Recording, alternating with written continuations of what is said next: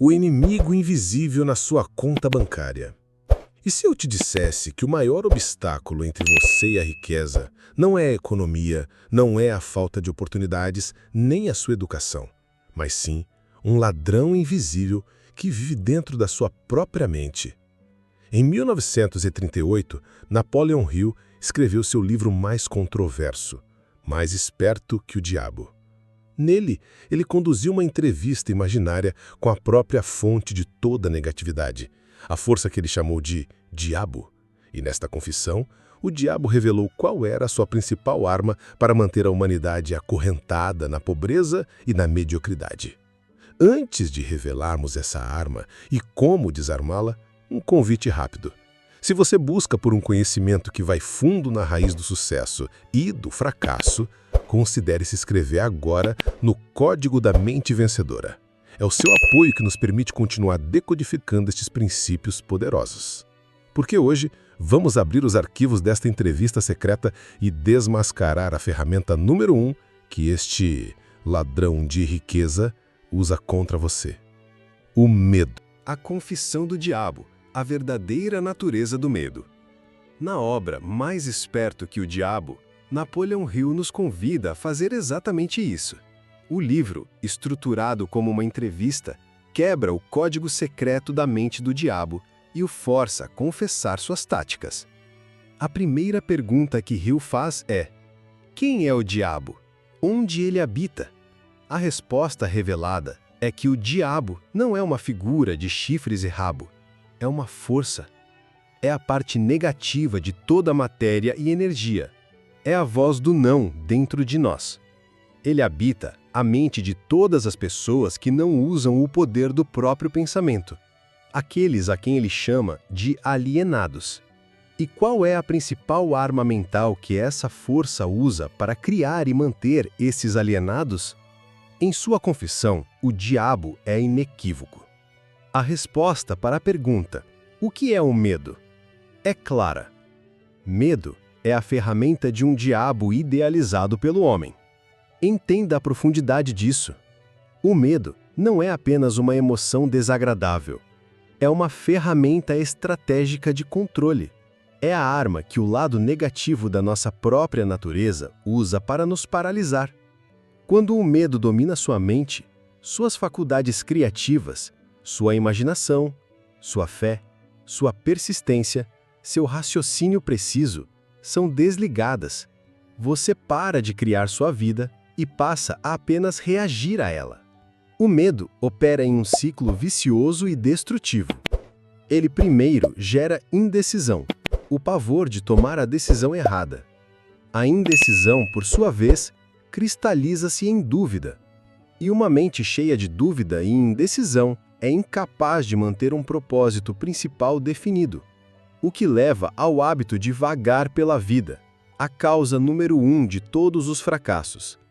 Portanto, a grande confissão do diabo é esta: ele não precisa ser onipotente se puder nos tornar impotentes. E ele nos torna impotentes ao injetar o veneno do medo em nossa corrente sanguínea mental. O medo é o avô de todos, o motivo negativo do qual brota a procrastinação, a dúvida e a derrota. Você nunca será livre enquanto tiver medo de alguma coisa ou alguém. Entender que o medo é uma ferramenta externa à sua verdadeira natureza, uma ferramenta que pode ser entendida e desarmada, é o primeiro e mais crucial passo para se tornar de fato mais esperto que o diabo. As duas armas favoritas do ladrão da riqueza.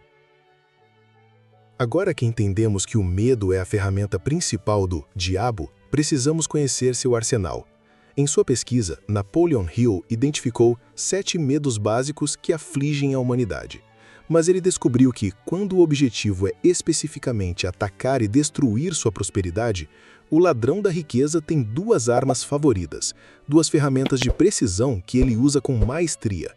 Arma número 1: o medo da pobreza, a prisão da mente. Este é o primeiro e mais brutal dos medos listados por Hill. Ele diz: o primeiro é o medo da pobreza. Mas entenda, este não é apenas o medo de não ter dinheiro. é um estado de espírito destrutivo que, ironicamente, atrai a própria condição que teme. Ele se manifesta como um medo constante de perder o que tem, medo de perder o emprego. Esse estado mental de pânico e ansiedade te força a tomar decisões baseadas na sobrevivência e não na oportunidade. Ele te faz aceitar salários baixos por medo de não encontrar nada melhor. Ele te impede de investir por medo de perder. Ele te faz focar tão intensamente na falta que, pela lei da atração, você só atrai mais falta. É uma profecia autorrealizável, a prisão perfeita da mente. Arma número 2. O medo de críticas. O assassino de sonhos. Se o medo da pobreza é a prisão, o medo da crítica são os guardas que te mantêm lá dentro. Hill identificou este como o número 2 dos 7 medos básicos, e em outra palestra chegou a chamá-lo de o avô de todos os medos, tamanha sua força. Ele se resume naquela pergunta paralisante: o que eles vão dizer? O próprio Hill admite ter sofrido com isso. Eu tinha medo do que eles diriam. Nunca descobri quem eram eles, mas certamente tinha medo deles. Este medo é o assassino silencioso de ideias de $1 milhão. Ele te impede de lançar seu negócio, de apresentar seu projeto inovador, de seguir um caminho não convencional, tudo por medo do julgamento de vizinhos, amigos ou da sociedade. É a arma que te força a se conformar com a mediocridade para não ser notado. Hill nos lembra, no entanto, que homens como Henry Ford não tinha medo de críticas e recebeu muitas quando lançou aquele veículo. Superar este medo não é uma opção para o sucesso, é um requisito. A aliança mortal. O verdadeiro poder do diabo está em como ele usa essas duas armas juntas. Elas formam uma aliança mortal, um ciclo vicioso. O medo da crítica te impede de tomar as ações ousadas e criativas que poderiam te tirar da pobreza. E o medo da pobreza te mantém em uma posição de dependência e necessidade, onde você se torna ainda mais vulnerável à opinião e ao controle dos outros, o que amplifica seu medo de críticas. É a armadilha perfeita. Uma arma te paralisa, a outra te aprisiona.